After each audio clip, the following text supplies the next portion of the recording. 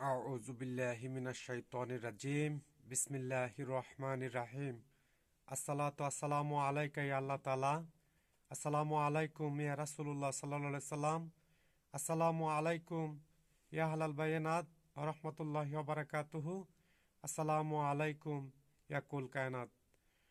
প্রথমে মহান আল্লাহ তাআলা দরবারে শুকরিয়া জ্ঞাপন করছি। আলহামদুলিল্লাহ।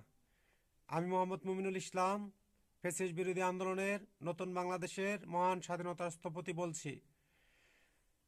ফ্যাসিস্ট বিরোধী আন্দোলনে এক দফা বাস্তবায়ন প্রতিষ্ঠিত করতে গিয়ে যে সকল বীরশ্রেষ্ঠ সন্তানগণ গুলিবিদ্ধ হয়ে শাহাদাত বরণ করেছেন, সেই সকল জাতির শ্রেষ্ঠ সন্তানদের রুহের মাগফিরাত কামনা ও ফ্যাসিস্ট সরকারের আমলে যে সকল বীরশ্রেষ্ঠ সন্তানগণকে জিম্মি রেখে বিভিন্ন মেয়াদে সাজা দিয়ে হত্যা করা হয়েছে, তাদের রুহের মাগফিরাত কামনা ও বিনম্র শ্রদ্ধা নিবেদন করছি।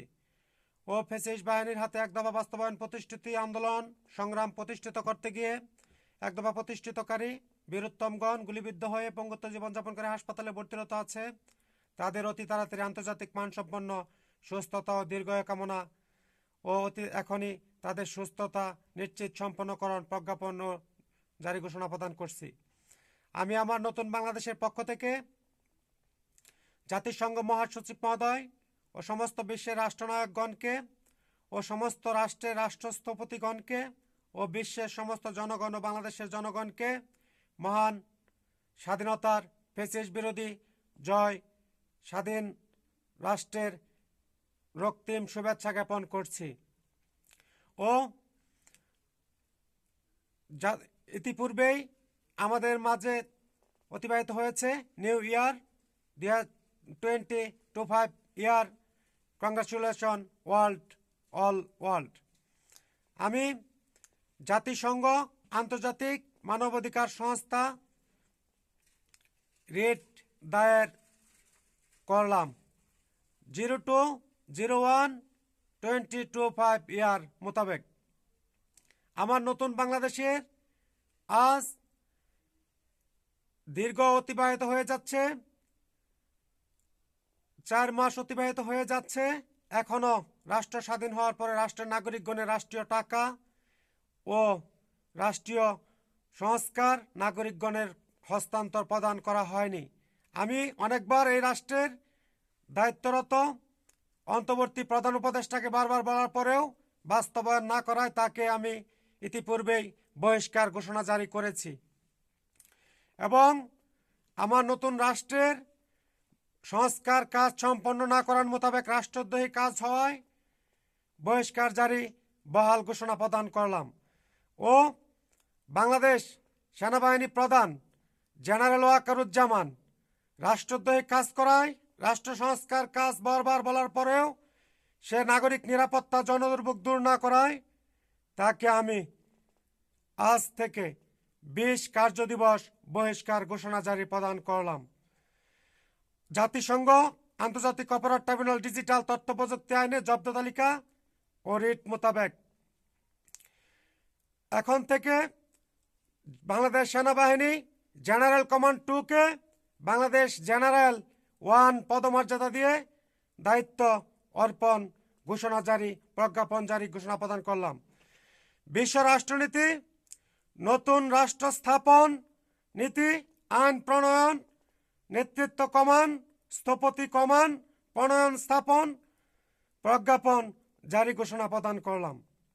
আমার রাষ্ট্রের যে সমস্ত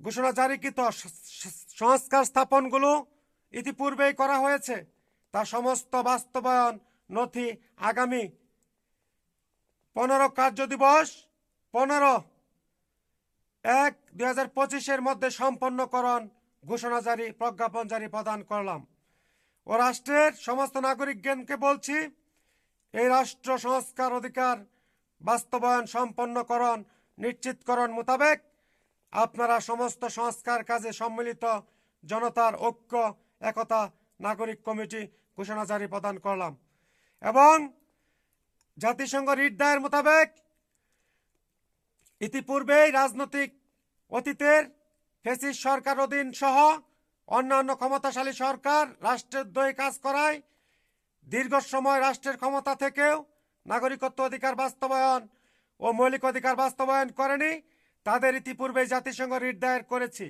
তাদেরকে সমস্ত প্রকার নির্বাচন থেকে বহিষ্কার জারি ঘোষণা প্রদান করলাম ও জাতিসংঘ মোতাবেক রিট দায়ের করলাম এবং জাতিসংঘ প্রতিলিপি উত্তর বাংলাদেশ তথ্য প্রযুক্তি আইন মোতাবেক স্বরাষ্ট্র উপস্বরাষ্ট্র অধিদপ্তর ও তথ্য প্রযুক্তি অধিদপ্তরে প্রেরণ ও নথি সংরক্ষণ করার মোতাবেক মহাসচিব মহোদয়ের সুদৃষ্টি কামনা করছি। উক্ত নথি ও প্রতিবেদন আপনার সামনে উপস্থাপন ও দাখিল প্রেরণ করলাম।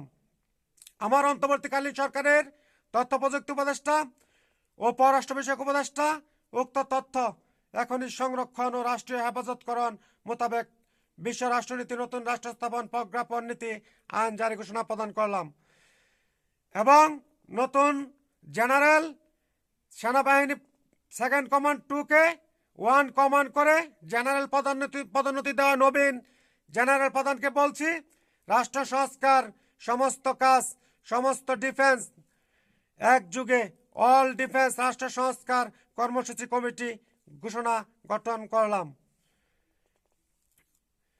মোহাম্মদ মুমিনুল ইসলাম, নতুন বাংলাদেশের মহান স্বাধীনতা স্থপতি, দক্ষিণ নকলা শেরপুর, ময়মনসিংহ, বাংলাদেশ। আন্দোলন কাফেলা কার্যালয়। নারায়ে তাকবীর, আল্লাহু আকবার। আল্লাহ হাফেজ।